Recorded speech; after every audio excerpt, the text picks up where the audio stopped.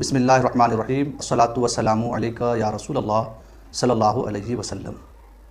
جس طرح زندہ انسان کو اس کے گھر میں کسی بات سے تکلیف پہنچتی ہے، اسی طرح مرنے کے بعد بھی ان کو تکلیف پہنچتی ہے۔ یہی وجہ ہے کہ فقہائے کرام نے فرمایا کہ قبروں پر چلنا، قبروں کو روندنا، اس پر ٹیک لگانا، قبروں پر پاؤں رکھنا، یہ سب ناجائز و گناہ ہے، اس لیے کہ ان باتوں سے میت کو تکلیف پہنچتی ہے۔ قبرستان میں صاف صفائی کی جا سکتی ہے، لیکن صاف صفائی کرنے کے وقت اس بات کا خاص خیال رکھنا ضروری ہے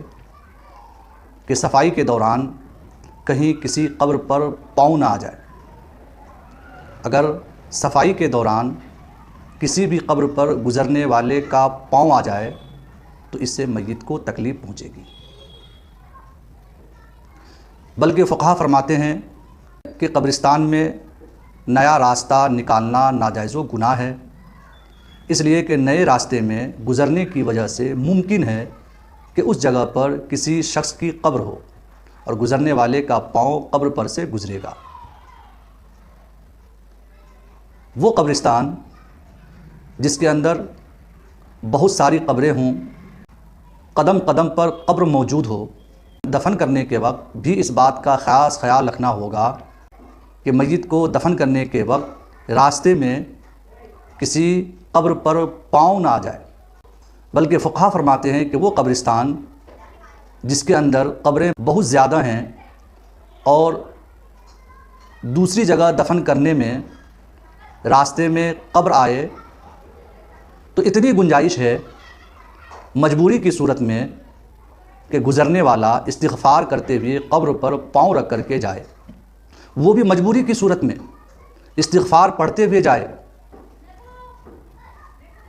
اور جہاں ایسی ضرورت نہ ہو صرف فاتحہ پڑھنے کے لیے دیکھا جاتا ہے اپنے قریبی رشتہ دار کی قبر کے قریب پہنچنے میں راستے میں کئی قبروں پر پاؤں رکھتے ہوئے لوگ گزر جاتے۔ فاتحہ پڑھنا یہ مستحب فعل ہے، مستحب کام ہے، لیکن فاتحہ پڑھنے کی وجہ سے کسی قبر پر پاؤں لگ جائے جس کی وجہ سے میت کو تکلیف ہو اور یہ فعل ناجائز و گناہ ہے، تو ایک مستحب فعل کے لیے ناجائز و گناہ کام کرنے کی اجازت شریعت نہیں دیتی۔ اس لیے خاص خیال رکھیں، اگر میت کے پاس اس کے قریب میں جا کر فاتحہ پڑھنے میں قبر پر پاؤں آ سکتا ہے تو دور رہ کر ہی فاتحہ پڑھیں، میت کے قریب جانے کی ضرورت نہیں ہے۔